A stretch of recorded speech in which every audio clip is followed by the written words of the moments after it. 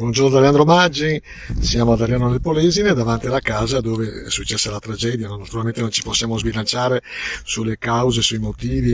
I carabinieri che sono tempestivamente intervenuti ieri sera, ricordando che la tragedia è stata più o meno verso le 17 di ieri, nella notte hanno cominciato naturalmente ad arrivare le massime autorità delle forze dell'ordine, i carabinieri in particolare, ed hanno trassenato questa zona qua, là in fondo vedete la casa dove è successa appunto la tragedia.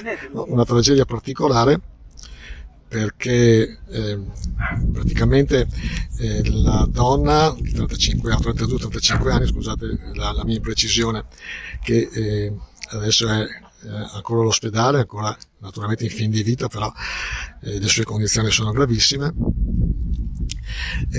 Uno dei due figli ha subito chiamato i vicini e sono intervenuti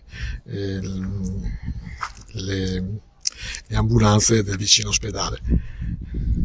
Il marito subito si è recato nell'ospedale, quindi ogni ipotesi è aperta in questo momento.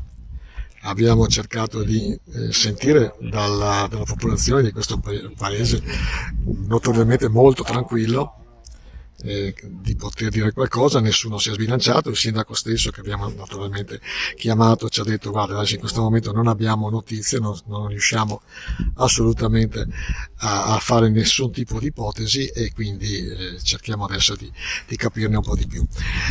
L'unico che ci ha rilasciato un'intervista è il parroco Don Gabriele, che conosceva questa famiglia, una famiglia tra l'altro di un'altra religione, ma che comunque conosceva appunto per essere intervenuta la Caritas in aiuto sia per quanto riguarda la spesa, il cibo, e non solo, anche per aver portato legna da ardere in questa villetta, in questa casetta che è proprio a ridosso dell'Argine, in una delle zone un pochino più dimenticate di Ariano nel Polesine.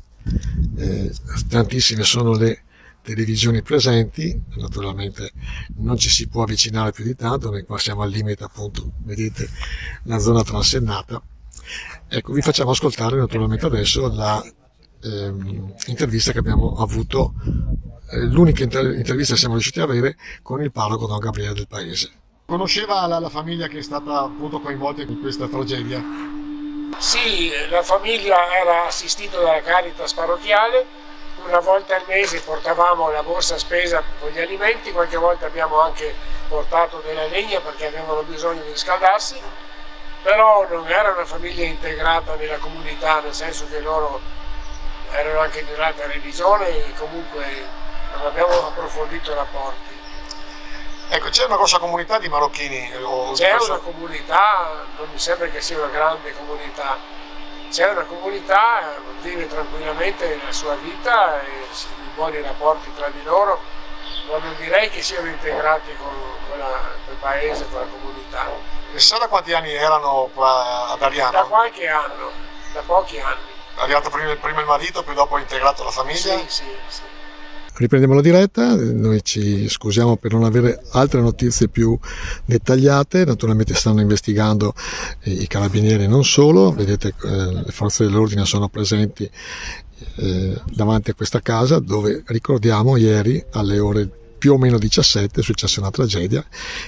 Uno dei due figli della signora che appunto è stata colpita, almeno si parla di un proiettile nel cranio, sono riusciti ad avvertire il vicinato, che poi a loro volta hanno chiamato le ambulanze, e più di tanto purtroppo non sappiamo. Se abbiamo qualche notizia, naturalmente siamo qua in diretta e ci possiamo collegare. Da Leandro Maggi, Rovigo in diretta, è tutto, buona giornata.